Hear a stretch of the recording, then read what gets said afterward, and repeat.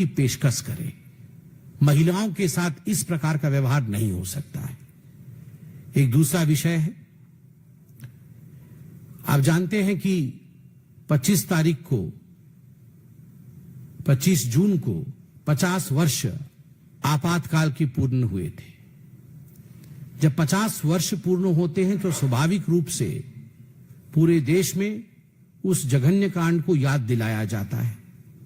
मैं आज times of India एक बहुत ही जाना माना अखबार है, 30 दिसंबर 1975 के मैं हेडलाइंस लेके आया हूं। Indira aims at basic changes in the constitution. The Times of India news service, New Delhi, दिसंबर 30 तारीख को छपा। 29 की कहानी है। इंदिरा गांधी भारत के संविधान के बेसिक स्ट्रक्चर को बदलना चाहती है, यह हेडलाइन था। और इसमें लिखा हुआ है, Mrs Indira Gandhi addressing her first press conference after her decision to go to the country indicated that she would seek basic changes in the constitution if returned to power. There was, she addressed, however, no provision in the Indian constitution for calling a new constituent assembly. कुल मिलाकर के आज जो लोग हमारे ऊपर आरोप लगाते हैं संविधान बदलने की, सबसे बड़ा तमाचा उनके ऊपर है जब इंदिरा गांधी जी ने कहा था कि मेरा पहला काम संविधान को बदलने का रहेगा। यह हेडलाइन है। दूसरा, टाइम्स ऑफ इंडिया में ही छपा हुआ, दिसंबर 29 और 30 को यह छपा है। Does constitution serve the people, asks Indira. क्या भारत का संविधान भारत के लोगों की सेवा में है? क्या भारत का संविधान भारत के लोगों की सेवा करता है? यह इंदिरा गांधी जी का सवाल था। मैं 4 लाइन पढ़ता हूं। The prime minister asked the lawyers to give serious consideration to the question whether the constitution was serving the people and whether it was being interpreted in the spirit in which it was drafted. In a 7-minute address to the All India Lawyers Conference convened by the Punjab and Haryana branch of the National Lawyers Forum, Mrs. Indira Gandhi said, if the constitution were to be amended, it would be meant to give meaning to democracy. ये 2 headlines, एक headline कि मैं संविधान को बदलूंगी यदि मैं सत्ता में आती हूं, और दूसरा हेडलाइन कि भारत का संविधान भारत के लोगों की सेवा नहीं करता है। यह कांग्रेस पार्टी की असलियत को दिखाता है।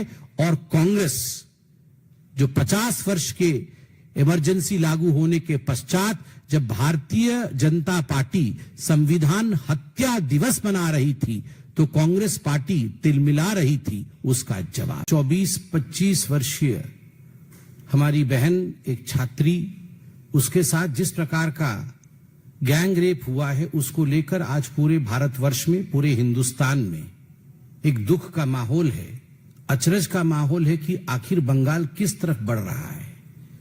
रह रह के बंगाल से इस प्रकार की रेप की घटनाएं, चाहे वो आरजी कार का विषय हो, चाहे आज कस्बा लॉ कॉलेज का विषय हो, रह रह के उस प्रदेश से जहां एक महिला मुख्यमंत्री है, महिलाओं के प्रति संवेदनशीलता होनी चाहिए, वहां इस प्रकार की संवेदनहीनता, इस प्रकार की ब्रुटैलिटी आखिर क्यों है? अगर कस्बा लॉ कॉलेज के रेप केस को देखा जाए और पीड़िता ने, विक्टिम ने खुद स्टेटमेंट जारी किया है, लिखित स्टेटमेंट, वह स्टेटमेंट भी मैं लेके आया हूं, उसके भी कुछ पोर्शंस आपके पास रखूंगा। उसको ध्यान से पढ़ा जाए तो एक बात स्पष्ट होता है कि यह पूरा रेप का जो गैंग रेप का जो कुचक्र हुआ है, यह कहीं ना कहीं स्टेट स्पॉन्सर्ड ब्रूटैलिटी है, एक राजनैतिक दृष्टिकोण से प्रेरित जघन्य क्रूरता है। मैं क्यों ऐसा कह रहा हूं? क्योंकि इसमें एक कॉलेज के यूनियन का संबंध है।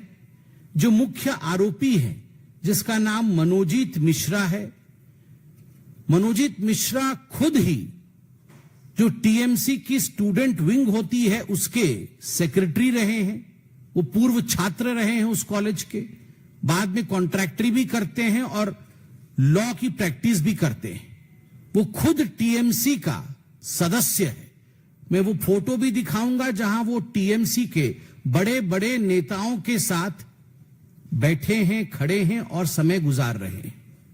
He is a member of TMC, Manojit Mishra, the main accused. उसके साथ जैब अहमद और प्रमीत मुखर्जी, जो बाकी दोनों हैं, वो उस लॉ कॉलेज के छात्र हैं। और इस पूरे घटना चक्र को बहुत ही विस्तार से समझाया है पीड़िता ने। उसने अपने चिट्ठी में लिखा है कि किस प्रकार 25 तारीख को शाम 7:30 बजे से लगभग 10:30 बजे तक मेरे साथ गैंगरेप हुआ।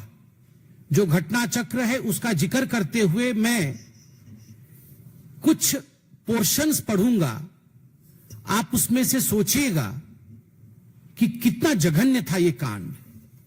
देन